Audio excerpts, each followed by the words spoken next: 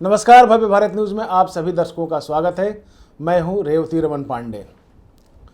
पुरानी कथा कुछ इस तरह से है कि एक खोजी आदमी ने विष्णु भगवान को खोजते खोजते आखिर उन्हें पा ही लिया। चरण पकड़ लिए उसने। बड़ा आह्लादित था, आनंदित था। जो चाहिए था उसे मिल गया। खूब खूब धन्यवाद दिए उसने विष्णु भगवान को और कहा कि एक बात और विष्णु जी, आप मुझसे कुछ थोड़ा ऐसा काम करा लीजिए ताकि मुझे भी ये लगे कि हाँ, हमने आपके लिए कुछ काम किया है। विष्णु जी ने कहा कि क्या तुम कुछ कर पाओगे? उसने कहा बस आपकी कृपा रही और आपने मौका दिया तो निश्चित तौर पर मेरा यह सौभाग्य होगा। विष्णु जी ने कहा कि अच्छा ठीक है, आपकी अगर इच्छा है तो आप जाओ, मुझे थोड़ा सा जल पान करा दो, यानी कि मुझे जल पिला दो। वह व्यक्ति बड़ा आश्चर्य में पड़ गया। सोचा कि जो विष्णु क्षीर सागर में है, क्षीर सागर में तैरते हैं, क्षीर सागर ही उनका सब कुछ है, वो आज पानी के लिए प्यासे हैं। आखिर उनका इशारा क्या है? फिर भी वह समझ नहीं पाया। अगर वो चाहता तो क्षीर सागर से पानी निकाल के उनको पिला सकता था, लेकिन ऐसा उसने नहीं किया। ये बात अभी सोच ही रहा था कि विष्णु जी ने अचानक फिर आवाज़ दी कि मुझे प्यास लगी है, मुझे एक कप पानी ला दो। इंसान भागा और सीधे संसार की तरफ भागा। यहाँ आकर खोजने लगा कि उसको पानी कहाँ मिले।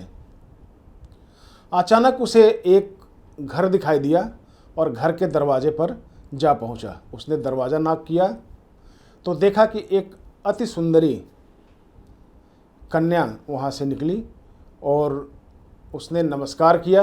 नमस्कार करने के बाद बोला कि हे ब्राह्मण देव, बताइए आपको क्या चाहिए। ब्राह्मण देव ने कहा कि मुझे एक कप पानी दे दो। कन्या ने कहा कि हे ब्राह्मण देव, मेरे घर पे आज मेरे पिताजी नहीं हैं, मैं घर पर अकेली हूँ, लेकिन आपको मैं सिर्फ एक कप या एक लोटा पानी दे दूँ और आप यहाँ से चले जाएं, ये बिल्कुल हमारे सिद्धांत के खिलाफ है।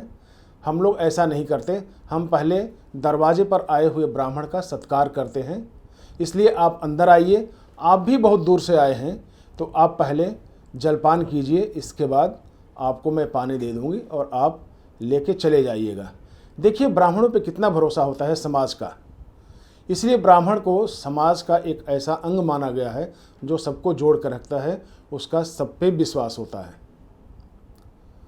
ब्राह्मण देव बड़ा असमंजस में पड़ गए। सोचने लगे कि एक तो घर, दूसरे अकेले लड़की, तीसरी बहुत सौंदर्य।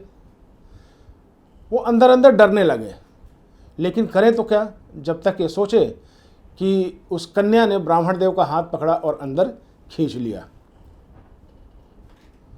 जैसे उस कन्या ने ब्राह्मण देव का हाथ पकड़ा, जैसे मानो उसे सांप सूंघ गया है।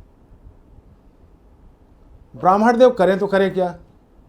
धीरे धीरे उनके जो विष्णु की याद थी, विष्णु ही उनके दिमाग से विलुप्त होते गए। सांसारिक सुखों की तरफ लोग कैसे बढ़ते हैं, ये उसका वृतांत है। धीरे धीरे विष्णु क्षीण होते चले गए। विष्णु के प्यास भी क्षीण होती चली गई। अब कहाँ विष्णु को पानी लाना था, कहाँ विष्णु के पास फिर जाना था, लेकिन अब फिर धीरे धीरे जब उन्होंने सामाजिक और संसार की सुंदरता को देखा तो वो उनकी बुद्धि बदलती चली गई। ठीक है, ब्राह्मण देव रुके, उन्होंने जलपान किया। बातों में उलझते हुए फिर शाम हो गई, शाम के बाद फिर रात हुई, लेकिन उस लड़की के पिता वापस नहीं आए। सुबह हो गई। लड़की ने फिर कहा कि हे ब्राह्मण देव, अब सुबह हो गई है, लेकिन अभी आप कैसे चले जाएंगे, क्योंकि अभी हमें तो गाय लगानी है, यानी कि दूध निकालना है गाय से, और मैं तो गाय को लगा नहीं सकती, तो आप थोड़ा सा गाय भी लगा दीजिए। अब ब्राह्मण देव बड़े असमंजस से पड़ गए कि आखिर मैं करूं तो करूं क्या, लेकिन फिर भी चूंकि करना था। सुंदर लड़की थी, अबला लड़की थी, तो ब्राह्मण देव ठुकराए नहीं उस प्रस्ताव को। फिर जैसे इन्होंने दूध निकाला, वैसे उस लड़की ने कहा कि बैल की तबीयत खराब है, थोड़ा सा उसको भी आप देख लीजिए, दिखाना है उसको भी। ब्राह्मण देव धीरे धीरे उस बैल के पास भी गए और उसको यथासंभव यथा उचित उन्होंने उसका ट्रीटमेंट भी कराया, दवा दारू भी दिया और बैल की सेवा शुश्रूषा भी की। धीरे धीरे शाम होता चला गया। इस बीच उनके दिमाग से विष्णु का जो एक आदेश था वो बिल्कुल गुम हो गया। भूलने लगे कि हमें अपने कर्तव्य का क्या करना है। विष्णु एक कप पानी मांगे थे, लेकिन धीरे धीरे वो भूलते चले गए। वह इस तरह इस कदर सांसारिकता में विलीन होते चले गए कि धीरे धीरे दिनचर्या में पड़ गए। उस लड़की का काम करने लगे। युवती के एक एक अंग को देखकर वो कामुक होते गए।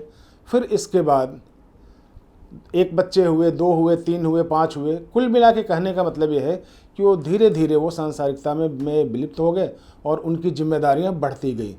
जिम्मेदारियां इतनी बढ़ी कि वो एक काम करें तो दूसरा ऊपर, दूसरा काम करें तो तीसरा उनके मन में, तीसरा करें तो चौथा उनके मन में। विष्णु बेचारे पानी के लिए तब तक तरसते रह गए। विष्णु तब तक पानी पिए नहीं। अब करें तो क्या करें। ब्राह्मण देव के परिवार का इस तरह से बड़ा फैलाव हो गया। ब्राह्मण देव वहीं अपने परिवार में उलझ के रह गए। विष्णु की बातें, विष्णु की प्रतिज्ञा, पानी पिलाने की उनकी जिज्ञासा सब धरी की धरी रह गई। एक समय ऐसा आया कि गांव में भयंकर बाढ़ आ गई। ब्राह्मण देवता बूढ़े हो गए, लेकिन उनके बेटे बेटी नाती पोते सब थे। बाढ़ इतनी भयानक आ गई कि कोई इधर बह रहा है, कोई उधर बह रहा है। ब्राह्मण देवता चौथेपन में जाने के बाद भी अगर पत्नी का हाथ पकड़े तो बच्चे छटक जाए, बच्चे का हाथ पकड़े तो नाती छटक जाए। इस तरह से वो सबको बचाने के लिए दौड़ते रहे। लेकिन धीरे धीरे सारा परिवार बाढ़ में विलीन हो गया, यानी कि समाप्त हो गया। उस किनारे पर एक पत्थर की चट्टान थी और ब्राह्मण देवता जब उनको होश आया तो उसी पत्थर के चट्टान पर बैठे नजर आए। इतने में एक समुद्र से, मतलब उस लहर से एक भारी लहर उठी, समुद्र में भारी लहर उठी और उस पे देखा कि विष्णु जी विराजमान होकर आ रहे हैं। और जैसे इनके नज़दीक पहुँचे तो उसने कहा कि ब्राह्मण देवता, आप तो पानी लेने आए हो, मैं तो तब से प्यासा ही हूँ। विष्णु जी बोलते हैं कि मैंने तुमसे पहले ही कहा था कि जो संसार में आता है वो यहीं का होकर रह जाता है, क्योंकि तुम संसार छोड़कर भागे थे, संसार से जागकर ऊपर नहीं उठे थे। संसार की तरह आंख बंद करके भागे थे तो छोटे से छोटे काम के लिए भी संसार में जाओगे तो तुम उलझना तुम्हारा निश्चित है। लेने गए थे जल और सारा संसार बसाकर आ गए। गए थे हरिभजन, ओटन लगे कपास। यानी कि जब कोई कपास ओटता है तो उस कपास का अंत नहीं होता, वो एक के बाद एक उसमें उलझता जाता है। यही स्थिति जिंदगी की भी है। इसी तरह इंसान का जीवन भी है। वह लोभ मोह लालच को छोड़ नहीं पाता, या यूँ कहें कि लोभ मोह लालच इंसान को नहीं छोड़ पाती। इंसान को करना होता है क्या, वह करने लगता है क्या। अरे जिंदगी है, समाज है, सामाजिक बंधन है, समाज की सारी सुख सुविधाएं हैं। अगर आप धरती पर आए हो तो उठाओ ना उसका लुत्फ, कौन रोक रखा है आपको। लेकिन याद रहे कि मर्यादा से कभी दूर मत होना, क्योंकि आपका पैर अगर अमर्यादित होकर निकलता है तो दूसरे के अधिकार क्षेत्र में पहुंचता है और वहां कुव्यवस्था फैलाती है, यानी कि दूसरे के अधिकार पर चोट पहुंचाती है। अगर इतनी सी बात आपको समझ में आ जाए तो निश्चित तौर पे आप संसार का सुख भोग सकते हैं और अपने कर्तव्यों का आभास करते हुए इहलोक यानी परलोक में भी जा सकते हैं आप। बस आज के एपिसोड में इतना ही। अगले एपिसोड में फिर मिलेंगे, तब तक के लिए नमस्कार।